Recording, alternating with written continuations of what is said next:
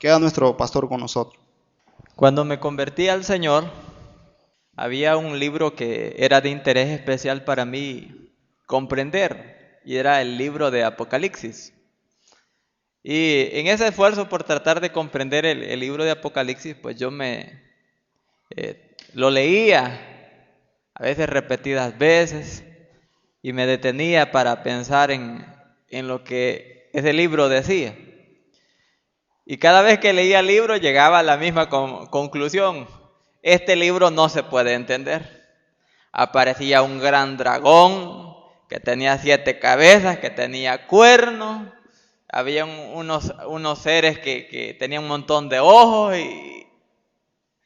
y yo decía, bueno, este libro es el más difícil de entender de toda la Biblia. Creo yo de que esa misma forma de pensar es la que tienen algunos de nosotros. De que el libro de Apocalipsis es un libro oscuro, un libro al que no podemos entender, un libro en el que el mensaje que está allí es un mensaje misterioso. No. La misma palabra Apocalipsis significa revelación. Y lo que indica es de que el mensaje de este libro está tratándose de darse a conocer a todos los que lo leen. Es como que aquí estuviera una manta sobre este púlpito. Apocalipsis es quitar esa manta para descubrir lo que hay ahí. Eso significa. Vayamos a un capítulo del libro de Apocalipsis, y es el 4. Y veamos de que en este pasaje bíblico hay cosas que nos son reveladas y podemos entenderlas.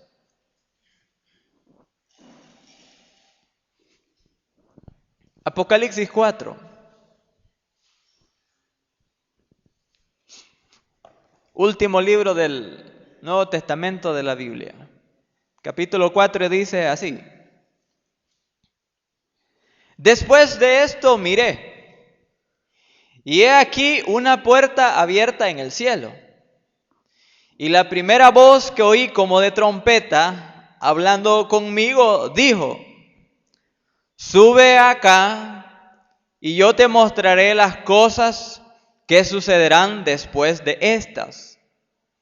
Y al instante yo estaba en el Espíritu, y he aquí un trono establecido en el cielo, y en el trono uno sentado.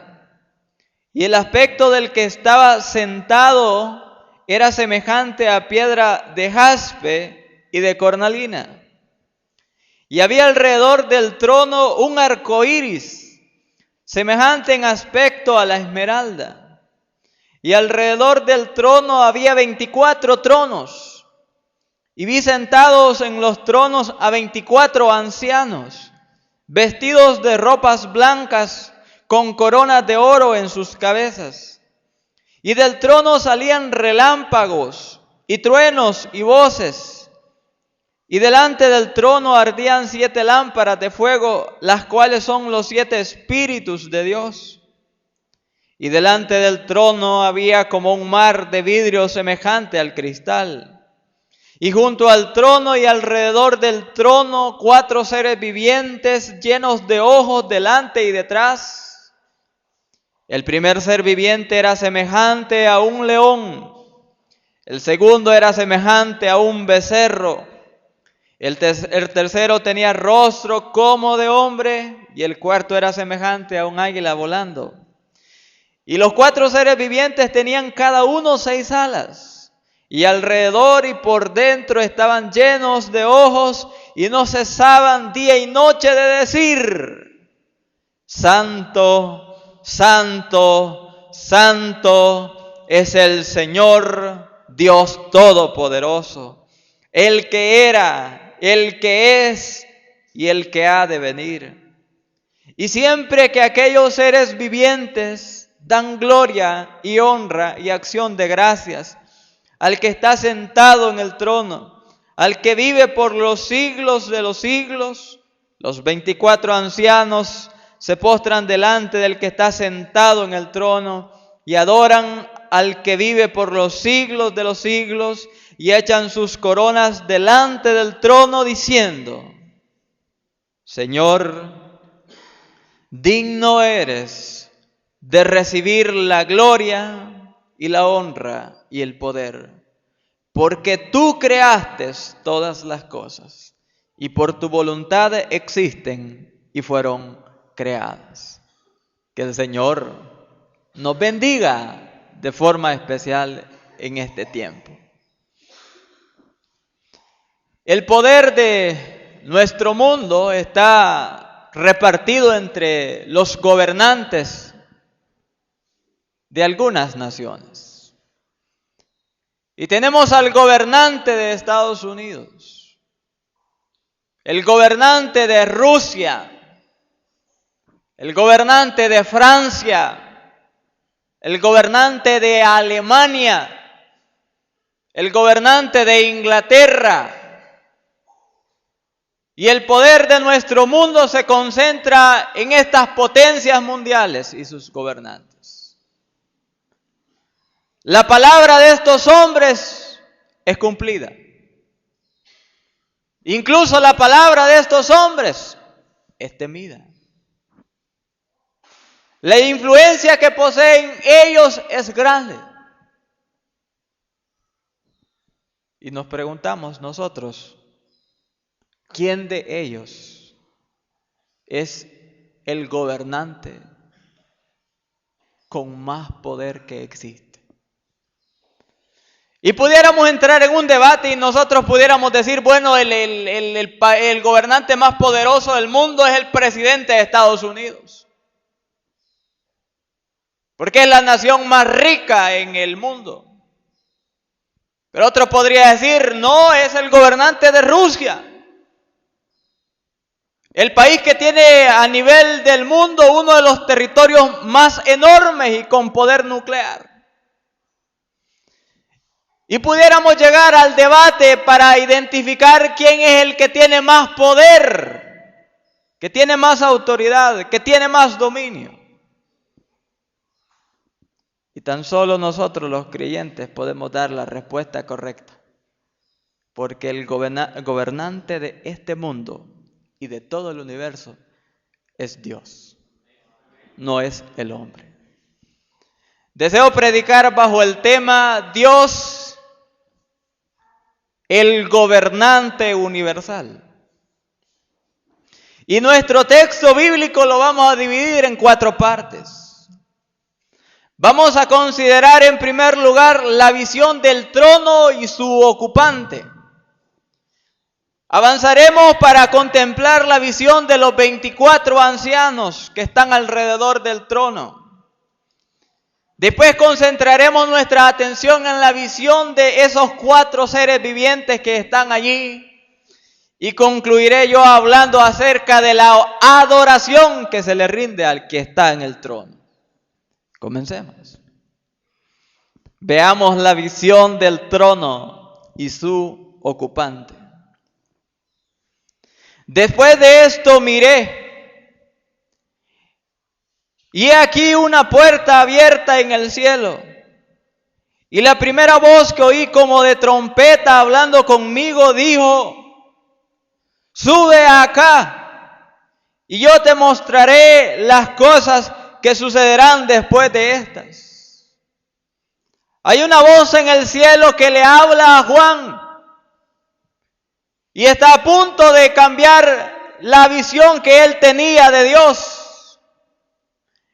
Pues esa voz lo está llamando, le hace la invitación para que pase de la tierra al cielo y contemple lo que allá existe. ¿Y qué es lo primero que Juan ve según el versículo 2? Y al instante yo estaba en el Espíritu, y he aquí un trono establecido en el cielo, y en el trono uno sentado. Al llegar al cielo, lo que Juan vio y que ocupó su mirada fue un trono, hermanos. Y el libro de Apocalipsis es el libro del trono. En todo el Nuevo Testamento la palabra trono se usa 15 veces. Pero tan solo en el libro de Apocalipsis la palabra trono se usa 45 veces. Por lo tanto, esa palabra es importante para entender el contenido del libro de Apocalipsis, la palabra trono. Y veamos que este trono es un trono exclusivo, es un trono único. Juan no vio 2 tronos allá en el cielo. Juan no vio 3 tronos, ni 4, ni 5. Juan únicamente vio un trono en el cielo. Porque solo hay un gobernante universal y ese es nuestro Creador. Ese es nuestro Dios. No hay otro. Este trono es un trono permanente, mis hermanos. Porque se declara acá en este mismo versículo que este trono estaba establecido en el cielo. No era un trono removible que se podía mover, que se podía apartar, sino un trono que estaba de forma permanente allá en el cielo. No ocurre así aquí en nuestro mundo, no ocurre así. Porque aquí el poder pasa de las manos de un hombre a las manos de otro hombre, a las manos de otro hombre, continuamente. Y no puede haber un gobernante permanente porque la muerte vence a cada uno de ellos. O cuando termina su tiempo de gobierno, son removidos y apartados y su lugar de honor, su lugar en el trono, en el gobierno, tiene que ocuparlo otro. Pero allá en el cielo las cosas son diferentes. Allá en el cielo hay un trono permanente que siempre está ocupado de día y de noche. Este trono, hermanos, es un trono celestial. Según nos relata la Biblia, hubo un rey que era extravagante en cuanto a lujos y fue Salomón. La Biblia nos dice que él construyó un trono, digamos un trono, un asiento, hermano, un asiento. Construyó un trono de marfil que tenía graditas para llegar hasta arriba, que a su lado habían leones, formas de leones al lado de este trono, y era un trono altamente lujoso y costoso. Pero comparado con el trono que está en el cielo, ese trono de Salomón no es absolutamente nada. Ahora, si la palabra del Señor nos habla de un trono, ¿cuál es el significado de este trono? Pues aquí en el contexto de Apocalipsis 4, el trono simboliza el juicio. Porque lo que se está describiendo es la entrada de un juez. Y ese juez está a punto de dar inicio a un juicio sobre la tierra que rechazó la gracia de Dios. En los tiempos en los que nosotros nos encontramos, ese trono de Dios es un trono de gracia y de misericordia, lo dice Hebreos. Pero en el futuro y para los incrédulos será un trono de justicia y de juicio. Ese trono simboliza que el que está allí es el que gobierna, hermanos. Es el que tiene control de todas las cosas. Es el soberano del cielo, de la tierra y de todo lo que hay en ellos. Es Dios. Consideremos en esta misma visión quién ocupa este trono. Y dice la Escritura en el versículo 2 al final: y en el trono uno sentado. Y el aspecto del que estaba sentado era semejante a piedra de jaspe y de cornalina. Ahí empezamos y decimos nosotros, cornalina, jaspe, ¿cómo es este asunto? El trono está ocupado por una persona y no tenemos que buscar quién es, pero les voy a decir quién no es. Según los católicos pudieran decir, el que está sentado en el trono es la Virgen María. No. Los testigos de Jehová dijeran es nuestro fundador Russell. Tampoco les decimos que no es él. Los mormones dirían es nuestro profeta José Smith. No es él. Los musulmanes dirían es nuestro profeta Mahoma. No es así. Ese trono está ocupado y solo hay uno digno de ocuparlo. Y es el Dios que hizo los cielos y la tierra con la palabra de su poder. Y se dice, hermanos, que el aspecto de él, no se dice que cómo eran sus ojos, cómo era su cabello, no se dice cómo era la forma de su cuerpo, solo dice su aspecto, lo que se veía. Como aspecto de piedra de jaspe y de cornalina. Es decir, el jaspe es color blanco y la cornalina es un color rojo vivo.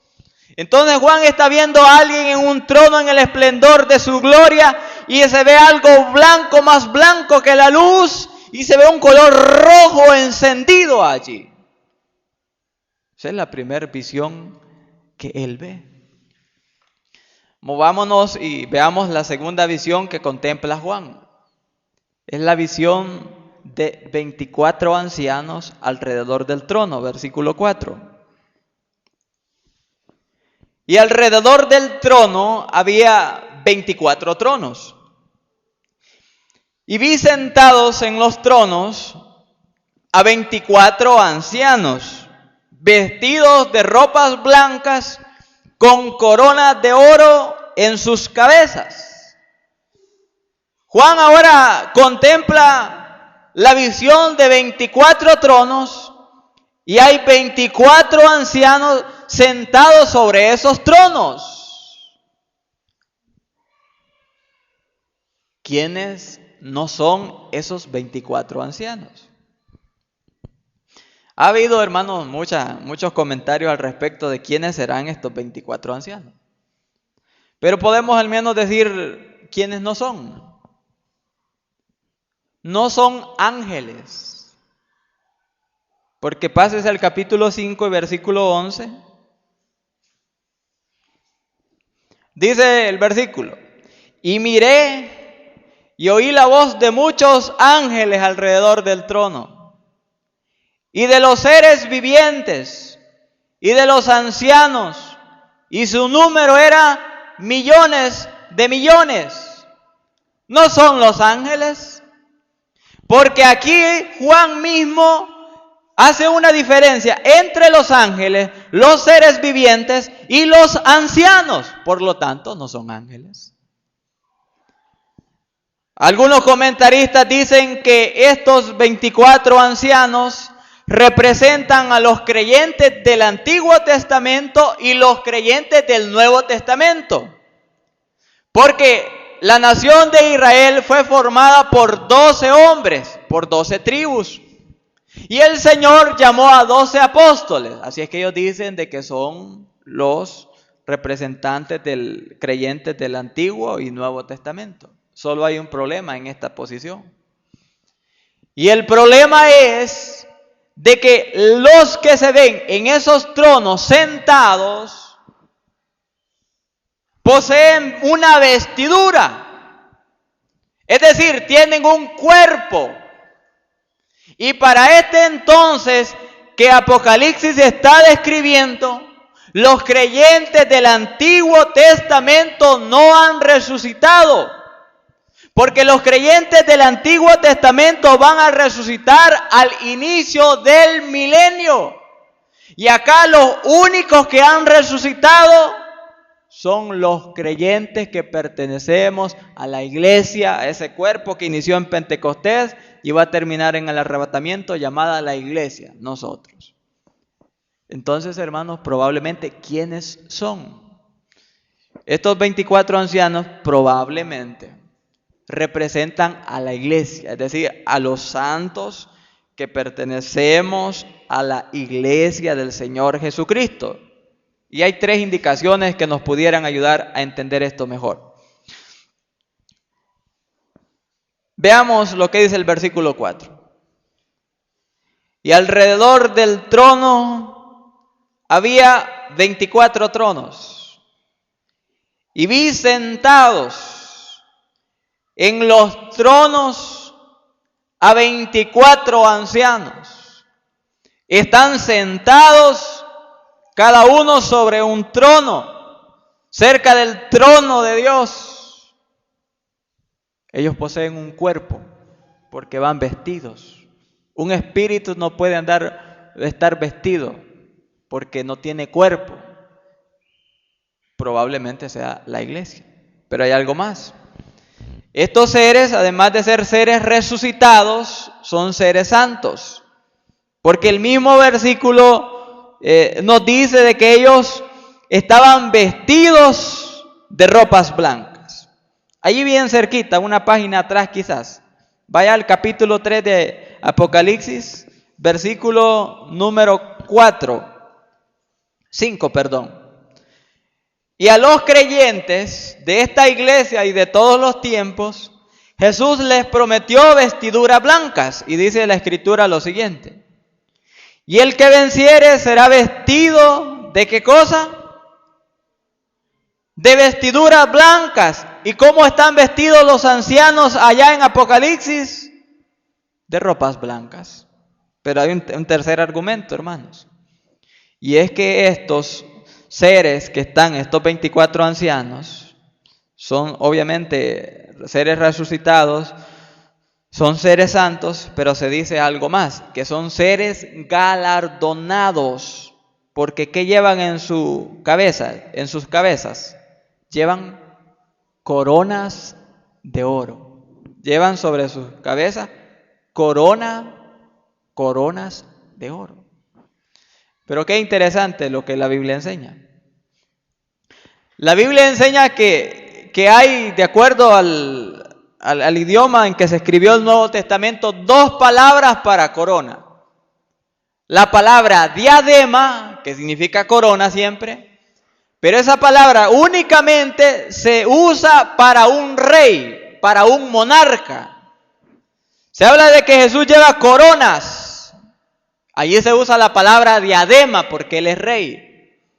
Pero acá no se usa esa palabra. La palabra que se usa acá es estéfanos. Y esa palabra era la corona que se le daba a un vencedor en las competencias de los griegos.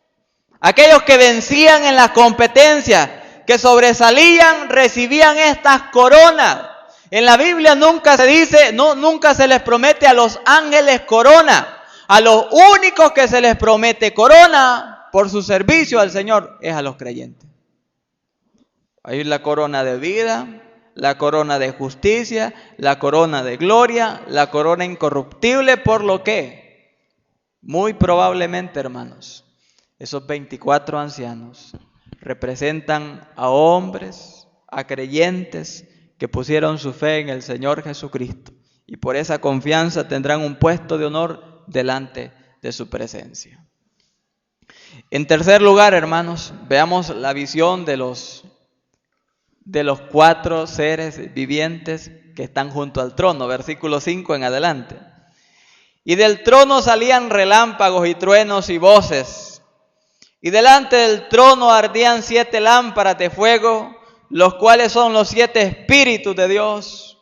El Espíritu Santo en su plenitud está presente en esa escena celestial. Y dice el versículo 6: y delante del trono había como un mar de vidrio semejante al cristal transparente blanco. Y junto al trono y alrededor del trono 4 seres vivientes llenos de ojos delante y detrás. Vamos a ver la descripción de estos seres vivientes. El primer ser viviente era semejante a un león. El segundo era semejante a un buey, vamos a decir, a un becerro. El tercero tenía rostro como de hombre. Y el cuarto era semejante a un águila volando. Ya, hermanos, en su mente, ¿cómo se ven esos seres que están cerca del trono de Dios? ¿Se ven bonitos o monstruosos? Imagínense, solo imagínense lo que hemos leído. Que tienen ojos por delante, por detrás. Tienen rostro como de león. Uno tiene rostro como de hombre, el otro tiene como de águila y el otro tiene como de buey. ¿Cómo se ve? Pero agreguémosle el detalle que dice el versículo 8.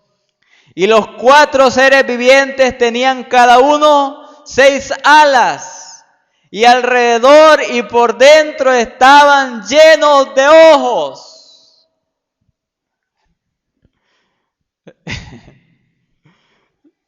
Si nos saliera uno de estos en la noche, hermano, quién sabe cómo nos fuera. Siendo así de que a veces vemos a una persona en la noche, nos saca un gran susto, y ya no digamos ver a uno de estos seres vivientes, nos morimos del susto. Fíjense, hermanos, no tenemos el tiempo, solo lo voy a comentar, que de acuerdo al libro de Isaías contempló la visión de la gloria de Dios y a unos seres angelicales llamados serafines. Y tienen cierto parecido a estos, pero no son iguales. Aquellos serafines, lo que la Biblia nos dice es que tenían 6 alas. Pero no se nos dice allá que ellos tenían un rostro así como los de estos. En Ezequiel se habla de otro ser del rango, ser de alto rango espiritual o celestial o angelical, y son querubines. Pero los de Ezequiel son un tanto diferentes. Estos tienen un solo rostro, pero los de Ezequiel tienen una acá, otra acá, otra acá y otra acá, y están llenos de ojos y son diferentes. Entonces, ¿quiénes son estos 4 seres vivientes? Yo no sé, hermano. No puedo decirles que son serafines porque no son igual a los que se describen en la Biblia. No puedo decirles que son querubines porque son diferentes estos. Lo que sí sabemos es que estos seres vivientes están en la presencia del Señor y tienen funciones que cumplir. Veamos 4 funciones de ellos. Exaltar la santidad de Dios. Versículo número 8. Y los 4 seres vivientes tenían cada uno 6 alas, y alrededor y por dentro estaban llenos de ojos. Y no cesaban día y noche de decir, ¿qué dicen estos seres vivientes? Santo, santo, santo es el Señor Dios Todopoderoso. ¿Qué se escucha allá en el cielo día y noche? Se escucha decir, santo es el Padre, santo es el Hijo y santo es su Espíritu. Nuestro Dios santo es adorado, es exaltado allá en el cielo, en la magnificencia de su santidad por estos seres. Estos seres reconocen el poder de Dios porque le dicen a Él, Señor Dios Todopoderoso. Estos seres recuerdan que Dios es eterno porque le dicen el que era y el que es. Estos seres anuncian allá en el cielo día y noche el regreso del Señor porque dicen y el que ha de venir, y ese que ha de venir es nuestro glorioso Señor Jesucristo. Sí sabemos sus funciones, mas no sabemos su identidad. Ahora, hermanos, finalicemos esta tarde para considerar la adoración celestial al que está sentado en el trono. Versículo 9 en adelante, y digamos que esta adoración es exclusiva. Versículo 9. Y siempre que aquellos seres vivientes dan gloria y honra y acción de gracias al que está sentado en el trono, al que vive por los siglos de los siglos. Estos dan gloria, dan honra, dan acción de gracias, pero ¿a quién la dan? Solo a una persona, al que está sentado en el trono. Sígame en la lectura de los siguientes versículos, porque Apocalipsis enfatiza de que Dios está sentado en su trono. Versículo 1 del capítulo 5. Y vi en la mano derecha del que estaba sentado en el trono un libro escrito por dentro y por fuera, sellado con 7 sellos. Versículo 7 en el mismo capítulo. Y vino y tomó el libro de la mano derecha del que estaba sentado en el trono. Apocalipsis, capítulo número 7, versículo número 10. Y clamaban a gran voz diciendo: la salvación pertenece a nuestro Dios, que está sentado en el trono y al Cordero. Así es en Apocalipsis. Tan importante esa frase, de que Dios está sentado en el trono. Ese trono nunca está vacío.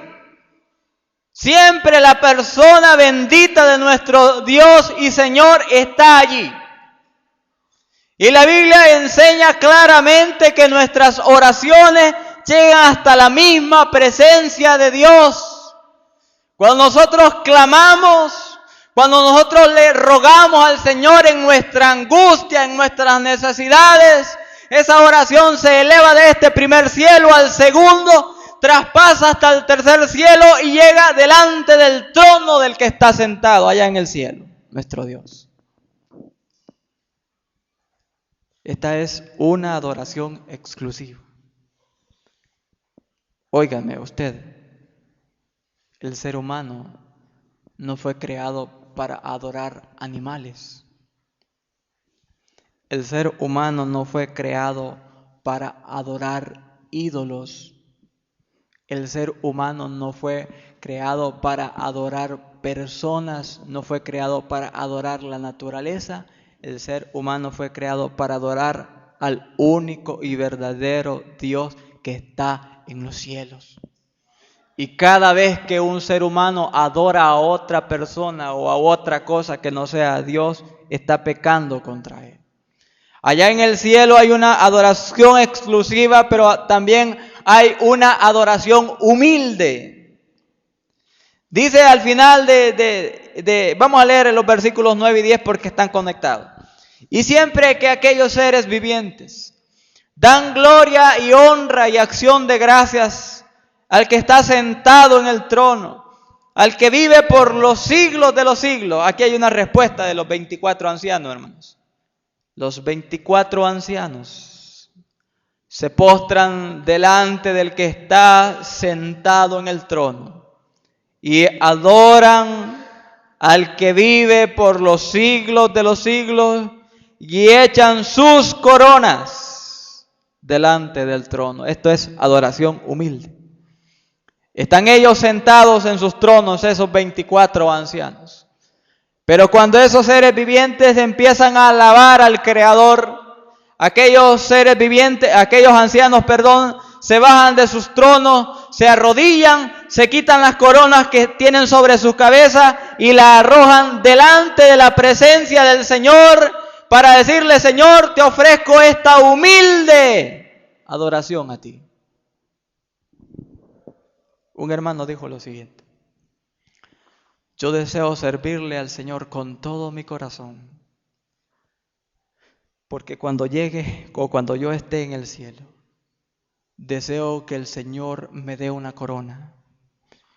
Y lo único que quiero hacer con esa corona es unirme a toda la compañía de seres angelicales y postrarme delante del Señor y arrojar esa corona delante de su presencia. Adoración humilde, hermanos. Mire, la verdadera adoración nace del corazón y es algo de mucha humildad. Ahora uno ve en la televisión a los cantantes cristianos que entran al escenario con una arrogancia increíble. Casi se siente como que ellos vuelan de la forma que ellos entran. y quieren que la gente que llega a sus conciertos le rinda el aplauso y la alabanza a ellos, pero no es así. La adoración que nosotros le damos al Señor debe ser humilde, nacida del corazón. Y finalizo diciendo que esta adoración que se le rinde a Dios en el cielo es una adoración voluntaria, versículo 11. Diciendo, dice el 10, ¿qué dicen ellos? Dicen, Señor, digno eres de recibir la gloria y la honra y el poder, porque tú creaste todas las cosas y por tu voluntad existen y fueron creadas. ¿Hay alguien obligando a estas personas a adorar a Dios en el cielo? No. Lo hacen de su voluntad. Míreme a los ojos un momento. Míreme a los ojos. Dios no nos pide nada a la fuerza de nosotros. ¿Acaso Cristo nos forzó a salvarnos? Es decir, a la fuerza del Señor nos salvó. No, Él nos llamó. Un día estuvimos sentados en una campaña, en un culto, en algún lugar, o alguien nos evangelizó y nos hizo la invitación, ¿quiere recibir a Cristo? Nosotros tuvimos que responderle al Señor y decir, Señor, yo quiero. El Señor respeta la decisión de la gente. Usted no se sienta molesto cuando le digan, no, yo no quiero recibir a Cristo. No es a usted que le rechaza, es al Señor. El Señor lo que quiere de nosotros es algo voluntario. Si vamos a servirle, que sea de voluntad. Que sea nacido de nuestro corazón, no como algo impuesto, no como una obligación a cumplir, sino algo, hermanos, que nace en gratitud por todas las bondades de Dios para con nosotros. Terminamos y hagamos una conclusión a este pasaje bíblico. ¿Qué tiene que ver esto? Dirá algún hermano. ¿Qué tiene que ver este pasaje conmigo? Tiene que ver mucho. Que Dios esté sentado en el trono significa que Él tiene control de todas las cosas que ocurren allá en el cielo y ocurren acá en la tierra. Todo el control de lo que ocurre en nuestro mundo y en nuestra vida está en la mano del Señor. Y como Él controla todas las cosas, Él sabe cómo ayudarnos, hermano. Y a veces nosotros no sabemos, ¿y yo cómo hago, Dios? ¿Cómo puedo resolver este problema, esta dificultad que hay en mi vida, que hay en mi familia, que hay en mi comunidad? Dios, ¿cómo hago? Busque al que está sentado en el trono. Él tiene la respuesta. Él tiene el control. Él tiene la ayuda que usted necesita. Él puede intervenir en su situación para bendecirlo. Él es el que le va a dar la victoria en su vida. Él, porque está sentado en el trono. Está reinando, está gobernando. Tiene control absoluto de las cosas que ocurren en nuestra vida. Y Él obrará para nuestro bien en cada situación. Confiemos en Él. Aferrémonos a nuestro Dios, hermano. Y aun cuando la realidad y lo que esté ocurriendo diga de que esto va de mal en peor, nosotros mantengamos nuestra confianza, porque en el trono celestial está el Dios que nos ama y ha prometido guardarnos cada día de nuestra vida. Pero a nuestras amistades yo los hago reflexionar con esto. Siendo el Dios soberano que está sentado en su trono de gloria, siendo este Dios 3 veces santos y a quien le es ofrecida la más perfecta adoración, le pregunto yo a usted, ¿necesita algo Dios de usted? No, Él no necesita nada de usted, pero usted sí le necesita a Él. Dios va a seguir siendo Dios sin usted. Pero usted no podrá vivir su vida, no podrá disfrutar su eternidad en la gloria sin Él. Por eso hoy es el día donde usted puede asumir la misma actitud humilde de esos seres allá en el cielo que se rinden ante el Señor y lo adoran. Hoy puede ser la tarde en que usted lo haga. Oramos. Padre nuestro, eres Dios grande y todopoderoso, quien gobierna la historia del mundo, quien sostiene nuestra vida y quien está siempre sentado en ese trono de esplendor. Señor, esta tarde hemos abierto tu palabra y hemos dejado este ambiente de problemas y de angustias de la tierra. Hemos ido hasta el tercer cielo para contemplar esta escena que Juan nos escribió. Y aquí hallamos que hay un trono en el cielo y tú lo ocupas. Que eres el juez de este mundo, el dueño de todo lo que existe. Que eres adorado, Señor, que reconoce tu grandeza, tu santidad, tu misericordia en la gloria. Señor, obra también tú esta tarde para que seas reconocido en los corazones de aquellos que todavía no han recibido tu gran salvación. Estimados, quizás usted se pregunte, ¿cómo es posible que ese Dios que está apartado del pecado y que recibe tan perfecta adoración pueda tener una amistad conmigo que soy un hombre pecador? ¿Cómo es posible? La Biblia nos enseña cómo esto es posible. Hace 2000 años vino a este mundo Jesucristo. Nació como uno de nosotros. Vivió como uno de nosotros. Humilde en su vestuario, en su familia. Creció y se convirtió en hombre. Por un poco más de 3 años Él anunció el amor de Dios para con nosotros los pecadores.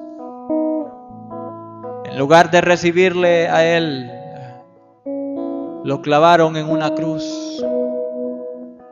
Fue herido por nuestras rebeliones. Fue molido por nuestros pecados. En esa cruz Jesucristo derramó su sangre. Y esa es la sangre que hoy limpia al pecador de la culpa, de la vergüenza, de la suciedad de sus pecados. Y le permite llegar hasta la misma presencia de este Dios altísimo y santo. La sangre de Cristo fue derramada para que sus pecados sean limpiados. Y si esta tarde usted le entrega su vida a Jesucristo, Él le va a salvar eternamente. Su sangre va a limpiar sus pecados y usted se convertirá en un hombre nuevo, en una persona nueva a partir de hoy. Cuando el apóstol Pablo da su testimonio, él dice que cuando oyó la voz del Señor, él no fue rebelde a su llamamiento celestial. Dios le ama. Dios quiere salvarle. Responda a ese gran amor de Dios, rindiendo su vida a Jesucristo. De forma humilde esta tarde, dígale: querido Dios, soy pecador, pero quiero entregarte a ti mi vida y pedirte que me salves. Y si usted lo hace esta tarde, Dios promete salvarlo. ¿Cuántos lo van a hacer? En el nombre de Jesucristo, todo estorbo es quitado. Sea valiente y haga esta decisión. Usted necesita a Dios. Usted necesita ese amor de Dios. Hay alguien entre nosotros que no ha conocido a Cristo personalmente y esta tarde le entrega su vida. puede levantar su mano como una señal que diga, miren, yo deseo que oren por mí porque deseo entregarme a Cristo. ¿Puede alguien levantar su mano? El Señor le está llamando. Él es el que está allí obrando en su corazón. Yo sé que hay una batalla en el alma suya. Por una parte usted quisiera tomar la decisión y por otra algo le dice, no, seguí igual. No, escuche la voz de Dios y venga a Cristo. Hay alguien que desea hacer esto. Quizás yo estoy hablando a hermanos que están bajo el peso de las dificultades. Quizás serán sus enfermedades, quizás serán problemas con sus hijos, quizás sea alguna amenaza, no sé cuál sea su dificultad. Hermano, apóyese en Dios. Su presencia le va a ayudar a usted. Lleve ante el Señor sus cargas, sus problemas. Y Dios sabrá sacarle adelante, porque Él está con nosotros. Y con Él vamos a tener la victoria. Si no lo hay esta tarde, invito a todos a ponerse en pie. Vamos a orar. Vamos a quedar despedidos de esta manera. Padre nuestro, que moras y reinas en el cielo. Tú eres el Señor de este mundo y de todo el universo. Y es a ti, Señor, a quien servimos. Señor, esta reunión ha sido bendecida por ti. Muchas gracias. Porque tú siempre obras en nuestras vidas. Y nos recuerdas que hay mucho más en el futuro para nosotros que lo que hoy vemos. Y que será mejor, Señor, ese futuro de nosotros los creyentes, tu pueblo. Señor, bendice a esta iglesia que esta tarde se reunió. Guárdales de todo mal. Que tu amor y tu gracia les llene y les ampare siempre. Y Dios mío, oramos por nuestras amistades a nuestro alrededor. Bendícelos, Padre. Abre, Dios, su corazón a la verdad de Cristo. Y permite que ellos experimenten esta salvación que tú ofreces con gloria eterna. Señor, te damos la gloria y la honra en el nombre de Jesús, nuestro Señor. Amén.